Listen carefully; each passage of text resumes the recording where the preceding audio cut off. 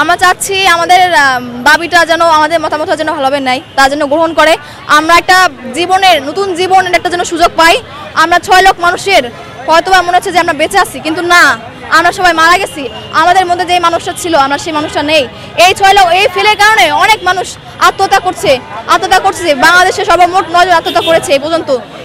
এমন হচ্ছে যে বাল্যবিবাহ করে ফেলে, বাল্যবিবাহ দিয়ে দিচ্ছে, ফ্যামিলিতে অনেক পেশা দিচ্ছে তাদের, যে তোরা কি করলি, তোদের পিছিয়ে আমরা এত সময়, তোদের এত পিছিয়ে ইনভেস্ট করলাম, তোদের টাইম দিলাম, তোরা কেন ফেল করলি। আমাদের ফ্যামিলি থেকে মানে আমার না, বাকি 6 লক্ষ মানুষের কথা আমি তুলে ধরার চেষ্টা করলাম। অনেক ছেলে আছে যারা কিনা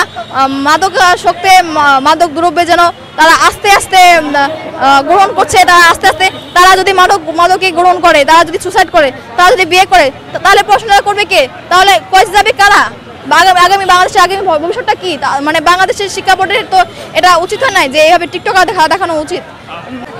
আচ্ছা, এটা যদি কোশ্চেন করলেন, তো আমার একটা কোশ্চেন আছে আপনাদের কাছে, যে এটা যদি হয়, আমরা যদি ফ্রি ফায়ার, তো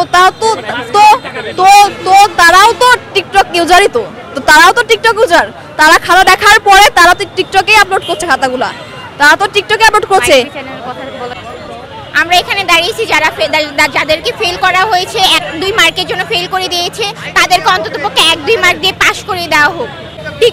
টিকটক নিয়ে আমাদের কোনো অভিযোগ নেই। টিকটকাররা মূলত এগুলা ভাইরাল করছে, তাদের যেন টিকটক পেজটা ভাইরাল হয়, সবাই যেন দেখে, টিকটক থেকে যেন তারা আর্ন করতে পারে।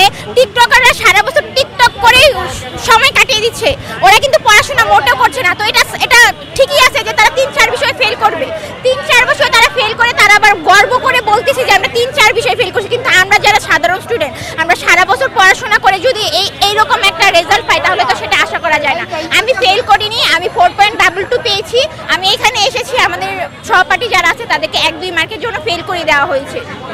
এখন আমি তাদের সাথে এসেছি যেন তাদের বিষয়ে, হ্যাঁ অবশ্যই আমার সহপাঠী, হ্যাঁ তা তো অবশ্যই, তাদেরকে আমার কথা হচ্ছে তাদেরকে যেহেতু 1-2 মার্কের জন্য ফেল করে দেওয়া হচ্ছে, তো তাদেরকে 1-2 মার্ক দিয়ে পাসটা করিয়ে দেওয়া হোক না। অন্যান্য সময় তো তারা হাতে 1-4-5 মার্ক রেখে কিন্তু খাতা দেখে, তাহলে এইবার কেন এরকমটা হলো? 1-2 মার্কের জন্য তারা কেন ফেল করে, তা নিয়ে আমার কোনো অভিযোগ নেই। আমার অভিযোগ হচ্ছে 1-2 মার্ক নিয়ে যাদেরকে ফেল করে দিয়েছে, অন্তত এক সাবজেক্টকে যা ফেল করেছে তাদেরকে আমি মনে করি 1-2 মার্ক দিয়ে পাস করে দেওয়া উচিত।